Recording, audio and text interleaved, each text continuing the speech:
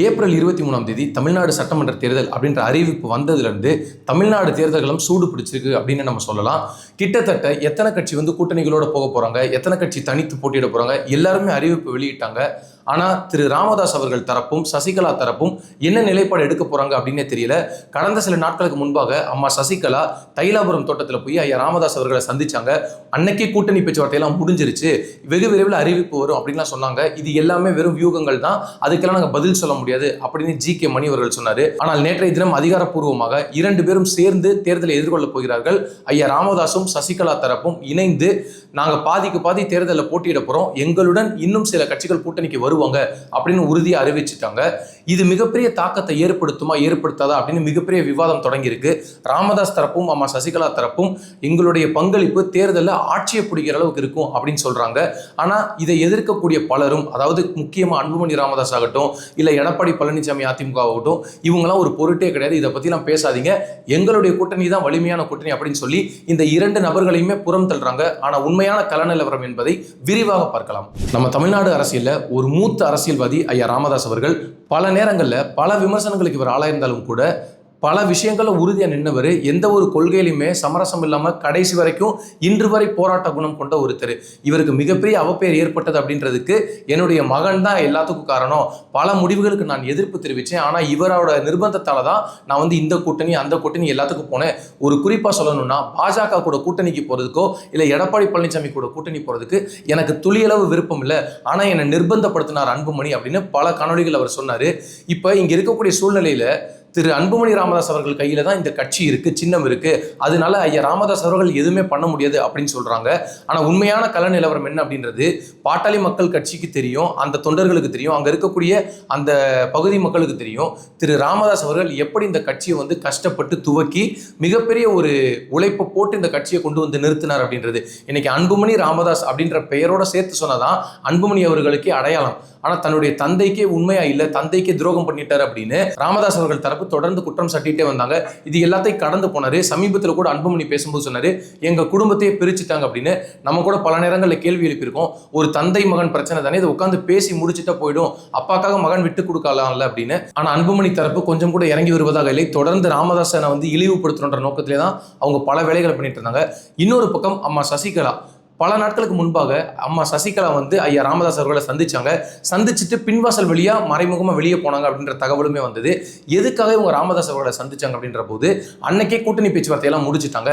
அம்மா சசிகலா போய் உங்களுக்கும் துரோகத்தால் வீழ்த்தப்பட்டு நீங்க இந்த இடத்துல நிக்கிறீங்க, அதே துரோகத்தால் வீழ்த்தப்பட்டு தான் நானும் இந்த இடத்துல நிக்கிறேன், நம்ம 2 பேரும் இணைந்து தேர்தலை சந்திப்போம். அவங்க 2 பேருக்குமே தெரியும் உறுதியான முறையில் ஒரு மிகப்பெரிய தாக்கத்தை ஏற்படுத்த முடியும். ஆனால் ஆட்சி கட்டில நோக்கி நகர முடியுமா, இதை சீட்டா கன்வெர்ட் பண்ண முடியுமானா கலை யதார்த்தம் என்ன அப்படின்றது அவங்களுக்கு தெரியும். ஆனால் இப்போ இங்கே இருக்கக்கூடிய பிரச்சனை என்ன, ஒருவர் தன்னுடைய மகனாலேயே வீழ்த்துவதற்கு முயற்சி பண்ணிட்டு இருக்காங்க ஐயா ராமதாஸ் அவர்களை.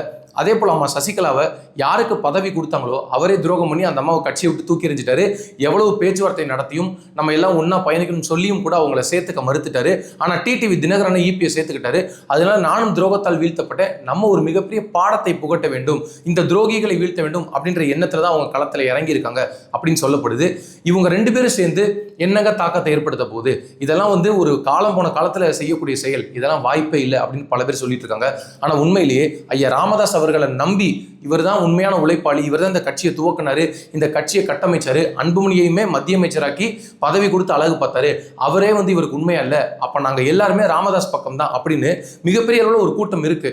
அப்போ இது என்ன ஆகும் அப்படின்னா உண்மையிலேயே உண்மையான பாமக கட்சி இருக்கு இல்லையா, அதோட வெற்றி வாய்ப்பை தடுக்க முடியும். இப்போ அதே போல் அம்மா சசிகலாவுக்கு தெரியும் நம்ம எம்எல்ஏக்கு ஈக்குவலாக டஃப் கொடுக்க முடியுமான்னு கேட்டால் தெரியாது. ஆனால் அதிமுகவின் வெற்றியை தடுக்கணும் அப்படின்னு அவங்க நினைக்கிறாங்க. ஒருவேளை இந்த முறை அதிமுகவோட வெற்றியை தடுக்கும் போது இந்த கட்சி நம்ம கிட்ட வரும் அப்படின்ற ஒரு நம்பிக்கையில் அவங்க இருக்காங்க. அதனால தான் தற்சமயத்துக்கு ஒரு கட்சியை துவக்கியிருக்காங்க. இதில் ஒரு சின்ன மைனஸ் என்னவா இருக்கு அப்படின்னா, பொதுவாக ஒரு கட்சியை துவக்கும் போது அந்த கட்சி மக்கள் மனசில் போய் நிற்கிற மாதிரி அந்த பெயரும் சின்னமும் இருக்கணும். ஆனால் இங்கே 2மே மிகப்பெரிய மைனஸ் ஆமா சசிகலாவுக்கு இருக்கு. ஒருவேளை உங்க கட்சி ஆரம்பிக்கிற திட்டத்தில் இருக்கும் பட்சத்தில் முன்கூட்டியே இவங்க ஒரு நல்ல பெயரை தேர்ந்தெடுத்து அந்த கட்சியை பதிவு பண்ணி வச்சிருந்திருக்கணும். ஆனால் மிக மிக மிக தாமதப்படுத்தி இன்னொருவர் ஏற்கனவே வச்சிருந்த கட்சியை இவங்க புரட்சி தலைவர் மக்கள் முன்னேற்ற கழகம் அப்படின்னு ஒன்று தொடங்கியிருக்காங்க. ஆனால் இந்த கட்சிக்கு தென்னந்தோப்பு சின்னம் அப்படின்னு சொல்லப்படுது. இரட்டை இலை சின்னமா தென்னந்தோப்பு சின்னமா அப்படின்னு பார்க்கும்போது வெகுஜன மக்கள் மத்தியில மனசுல போய் பதிஞ்சது அவங்களுக்கு எடப்பாடி தெரியாது, ஓபிஎஸ் தெரியாது, அங்க இருக்கக்கூடிய தலைவர்கள் தெரியாது, ஆனா இரட்டை இலை சின்னம் அப்படின்றது தெரியும். அதனால நம்ம சசிகலா இதை கொஞ்சம் துரிதப்படுத்தி முன்கூட்டி இந்த வேலையை பண்ணியிருக்கணும் அப்படின்றது மக்களின் பார்வையாக உள்ளது. ஆனா இவங்க 2 பேரும் சேர்ந்து தாக்கத்தை ஏற்படுத்த முடியாது அப்படின்லாம் பல பேர் குற்றம் சாட்டிட்டு இருக்காங்க. இது எல்லாமே வெறும் அற்ப குற்றச்சாட்டுகள் தான். 100 ஓட்டு 200 ஓட்டுலனா ஒருத்தரோட வெற்றி வாய்ப்பு தடுக்கப்பட்டுள்ளது. அந்த வேலையை தான் இப்ப ஐயா ராமதாஸும் அம்மா சசிகலாவுமே பண்றதுக்கு தயாரா இருக்காங்க. அதுலயும் குறிப்பா முகமறிந்த நபர்கள்லாம் ஐயா ராமதாஸ் கூட இருக்காங்க. ஜி.கே. மணி, எம்எல்ஏ அருள், இது போன்ற நபர்கள். அதே போல அம்மா சசிகலா அதிகப்படியான கவனம் செலுத்தக்கூடிய இடம்னு பார்க்கும்போது அவங்க தென் மாநிலத்துல தான் கவனம் செலுத்த போறாங்க. அங்கதான் மிகப்பெரிய அளவுல வேலை செய்யணும் அப்படின்னு நினைக்கிறாங்க. ஏற்கனவே ஓ பன்னீர்செல்வம் அவர்கள் இந்த கட்சியை விட்டு வெளியே போயிருக்காரு. அவர் ஒரு பக்கம் மிகப்பெரிய பாதத்தை ஏற்படுத்துவாரு. அம்மா சசிகலாவும் ஒரு பக்கம் ஓட்டுகளை பிரிக்கும் போது என்ன ஆகும் அப்படின்னா இது அதிமுகவின் வெற்றி வாய்ப்பை தடுக்கும். ஆக மொத்தத்துல அம்மா சசிகலா என்ன எதிர்பார்க்கணுங்களோ அது நடந்துரும். ஐயா ராமதாஸ் அவர்களுக்கு அன்புமணியின் வெற்றியை தடுக்க வேண்டும். அவர்கள் சார்ந்து நிற்கக்கூடிய அத்தனை சட்டமன்ற உறுப்பினர்களையும் தடுத்து நிறுத்த வேண்டும். இந்த கட்சி நமது கைக்கு வர வேண்டும் அப்படின்னு முயற்சி பண்றாங்க. ஆனா உண்மையிலேயே இந்த கலை யதார்த்தம் அப்படின்றது ஒரே ஒரு விஷயம் தான். பிறரின் வெற்றியை தடுக்க முடியுமான்னு கேட்டா உறுதியான முறையில் தடுக்கிறதுக்கான அத்தனை வாய்ப்புகளும் இருக்கு, சாத்திய கூறுகளும் இருக்கு. அம்மா சசிகலா நம்ம வெளியில இருந்து பார்க்கும்போது அவங்களுக்கு அனுபவம் இல்லை அப்படின்னு நினைக்கலாம். ஆனா கிட்டத்தட்ட 33 ஆண்டு காலம் மேலாக ஒரு முதலமைச்சர் கூட அவங்க டிராவல் பண்ணியிருக்காங்க. உள்ள கட்சிக்குள்ள இருக்க பல பேருக்கு தெரியும் எந்த இடத்துல எந்த மாவட்ட செயலாளர் இருக்காரு, வட்ட செயலாளர் இருக்காரு, ஒன்றிய செயலாளர் இருக்காரு, கவுன்சிலர் பேர் என்ன, இது எல்லாம் அம்மையார் ஜெயலலிதாவுக்கு எந்த அளவுக்கு தெரியுமோ அதை விட ஒரு படி மேல சசிகலாவுக்கு தெரியும் அப்படின்ற தகவல்கள்லாம் கட்சியில் இருக்கக்கூடிய நபர்களே சொல்றாங்க. அந்த அளவுக்கு அனுபவம் வாய்ந்த ஒரு நபர். அவங்க எந்த மாதிரியான வேலைகளை பண்ண போறாங்க, எப்படி இந்த வெற்றிகளை தடுக்க போறாங்க, எப்படி எடப்பாடி பழனிசாமிக்கும் என்டிஏ கூட்டணிக்கும் மிகப்பெரிய சவாலா இருக்க போறாங்க அப்படின்றத காலம் தான் தீர்மானிக்க வேண்டும்.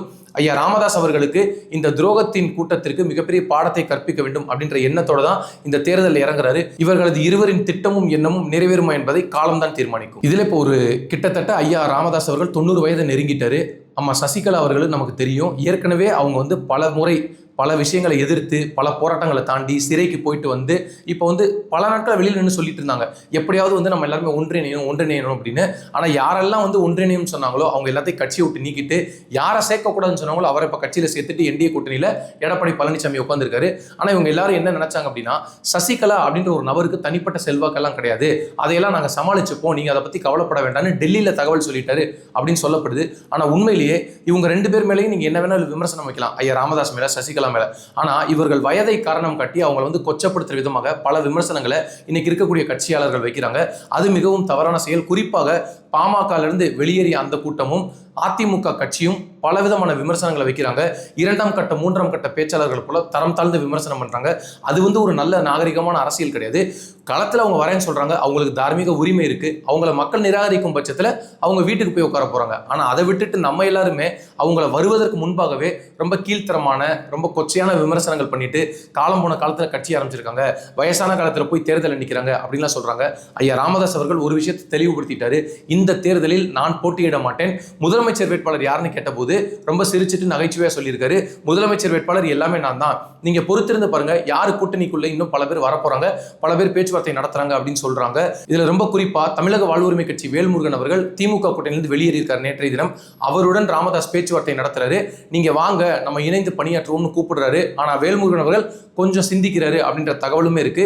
இது எந்த அளவுக்கு சாத்தியம், எந்த அளவுக்கு களத்துல வேலை செய்யும் அப்படின்றத காலம் தான் தீர்மானிக்க வேண்டும். உறுதியான முறையில அம்மா சசிகலா மற்றும் ராமதாஸ் அவர்களின் தாக்கம் மிகப்பெரிய அளவில் இல்லை என்றாலும், ஆனால் பிறரின் இவர்களுக்கு யாரெல்லாம் துரோகம் செய்தார்களோ அவர்களின் வெற்றி வாய்ப்பை தடுக்கக்கூடிய அளவிற்கு மிகப்பெரிய வேலையை இந்த கலை யதார்த்தம் சொல்லுகிறது. 2026 தேர்தல் பாமகவிற்கும் அதிமுகவிற்கும் மிகப்பெரிய சவாலாக இருக்கும் என்பதில் துளியளவு சந்தேகம் இல்லை.